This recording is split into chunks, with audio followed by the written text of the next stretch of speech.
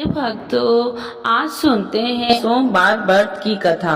तो एक बार बोलिए प्रेम से भगवान शिव की जय, माता पार्वती की जय। एक समय की बात है, किसी नगर में एक साहूकार रहता था। उसके घर में धन की कोई कमी नहीं थी, लेकिन उसकी कोई संतान नहीं थी। इस कारण वह बहुत दुखी था। पुत्र प्राप्ति के लिए वह प्रत्येक सोमवार को व्रत रखता और पूरी श्रद्धा के साथ शिव मंदिर जाकर भगवान शिव और माता पार्वती जी की पूजा करता था। उसकी भक्ति देखकर एक दिन माँ पार्वती प्रसन्न हो गई और भगवान शिव से उस साहूकार की मनोकामना पूर्ण करने का आग्रह किया। पार्वती जी की इच्छा सुनकर भगवान शिव ने कहा कि हे पार्वती, इस संसार में हर प्राणी को उसके कर्मों का फल मिलता है और जिसके भाग्य में जो हो उसे भोगना ही पड़ता है। लेकिन पार्वती जी ने साहूकार की भक्ति का मान रखने के लिए उसकी मनोकामना पूर्ण करने की इच्छा जताई। माता पार्वती के आग्रह पर शिव जी ने साहूकार को पुत्र प्राप्ति का वरदान तो दिया, लेकिन साथ ही यह भी कहा कि उसके बालक की आयु केवल 12 वर्ष होगी। माता पार्वती और भगवान शिव की बातचीत को साहूकार सुन रहा था। उसे न तो इस बात की खुशी थी और न ही दुख। वह पहले की भांति शिव जी की पूजा करता रहा। कुछ समय के बाद साहूकार के घर एक पुत्र का जन्म हुआ। वह बालक 11 वर्ष का हुआ तो उसे पढ़ने के लिए काशी भेज दिया गया। साहूकार ने पुत्र के मामा को बुलाकर उसे बहुत सारा धन दिया और कहा कि तुम इस बालक को काशी विद्या प्राप्ति के लिए ले जाओ और मार्ग में यज्ञ कराना। जहाँ भी यज्ञ कराओ वहाँ ब्राह्मणों को भोजन कराते और दक्षिणा देते हुए जाना। दोनों मामा भतीजा इसी तरह यज्ञ कराते और ब्राह्मणों को दान दक्षिणा देते काशी की ओर चल पड़े। रात में एक नगर पड़ा, जहाँ नगर के राजा की कन्या का विवाह था, लेकिन उस राजकुमार से उसका विवाह होने वाला था। वह एक आंख से कन्हा था। राजकुमार के पिता ने अपने पुत्र के कन्हा होने की बात को छुपाने के लिए एक चाल सोची। साहूकार के पुत्र को देखकर उसके मन में एक विचार आया। उसने सोचा क्यों न इस बालक को दूल्हा बनाकर राजकुमारी से विवाह करा दूं। विवाह के बाद इसको धन देकर विदा कर दूंगा और राजकुमारी को अपने घर जाऊंगा। लड़के को दूल्हे के वस्त्र पहनाकर राजकुमारी से विवाह कर दिया। लेकिन साहूकार का पुत्र ईमानदार था। उसे यह बात अन्याय संगत नहीं लगी। उसने अवसर पाकर राजकुमारी की चुनरी के पल्ले पर लिखा कि तुम्हारा विवाह तो मेरे साथ हुआ है, लेकिन जिस राजकुमार के संग तुम्हें भेजा जाएगा वह एक आंख से कन्हा है। मैं तो काशी पढ़ने जा रहा हूँ। जब राजकुमारी ने चुनरी पर लिखी बातें पढ़ी तो उसने अपने माता पिता को यह बात बताई। राजा ने अपनी पुत्री को विदा नहीं किया, जिससे बारात वापस चली गई। दूसरी ओर साहूकार का लड़का और उसका मामा काशी पहुँचे और वहाँ जाकर उन्होंने यज्ञ किया। जिस दिन लड़के की आयु 12 साल की हुई, उसी दिन यज्ञ रखा गया। लड़के ने अपने मामा से कहा कि मेरी तबीयत कुछ ठीक नहीं है। मामा ने कहा तू अंदर जाकर सो जाओ। शिव जी के वरदान अनुसार कुछ ही देर में उस लड़के के प्राण निकल गए। मृत भांजे को देख उसके मामा ने विलाप शुरू किया। संयोगवश उसी समय शिव जी और माता पार्वती उधर से जा रहे थे। पार्वती भगवान से कहा स्वामी, मुझे इसके रोने के स्वर सहन नहीं हो रहा।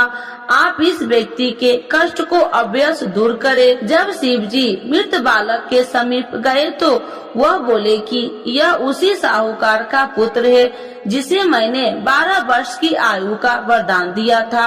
अब इसकी आयु पूरी हो चुकी है। लेकिन मातृ भाव से विभोर माता पार्वती ने कहा कि हे महादेव, आप इस बालक को और आयु देने की कृपा करें, अन्यथा इसके वियोग से इसके माता पिता भी तड़प तड़प कर मर जाएंगे। माता पार्वती के आग्रह पर भगवान शिव ने उस लड़के को जीवित होने का वरदान दिया।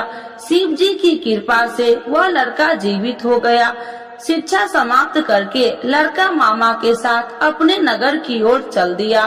दोनों चलते हुए उसी नगर में पहुंचा जहां उसका विवाह हुआ था। उस नगर में भी उन्होंने यज्ञ का आयोजन किया। उस लड़के के ससुर ने उसे पहचान लिया और महल में ले जाकर उसकी खातिरदारी की और अपनी पुत्री को विदा किया। इधर साहूकार और उसकी पत्नी भूखे प्यासे रहकर बेटे की प्रतीक्षा कर रहे थे।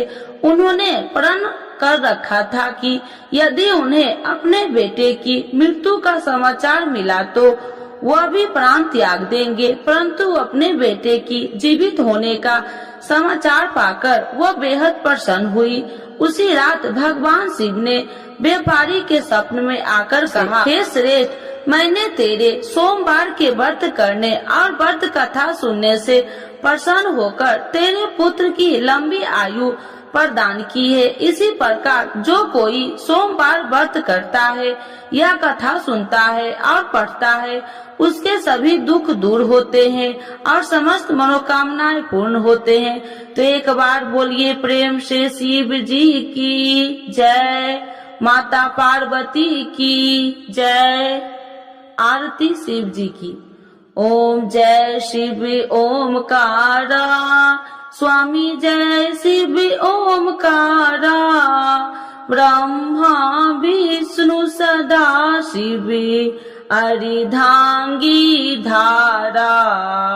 ओम जय शिव ओमकारा, एकानन चतुरानन पंचानन राजे, स्वामी पंचानन राजे, हंसासन गरुड़ासन विश्वाहन साजे। ओम जय शिव ओमकारा, दो भुज चार चतुर्भुज, दस भुज अति सोहे, स्वामी दस भुज अति सोहे, त्रिगुणी रूपिणी रखिते, तिरुबनि जन मोहे। ओम जय शिव ओमकारा, अच्छी माला बनि माला, मुंडी माला धारी, स्वामी मुंडी माला धारी, त्रिपुरारी कंसारी, करी माला धारी। ओम जय शिव ओमकारा, श्वेतांबर पीतांबर, बाघांबर अंगे, स्वामी बाघांबर अंगे, सनिकादिक गरुनादिक, भूतादिक संगे। ओम जय शिव ओमकारा, करके मध्य कमंडल, चक्र त्रिशूलधारी, स्वामी चक्र त्रिशूलधारी, सुखकारी दुखिहारी, जग पालनकारी। ओम जय शिव ओमकारा, ब्रह्मा विष्णु सदा शिव, जानति अविवेका, स्वामी जानति अविवेका, मधु कैटभ दो मारे, सुर भयहीन करे।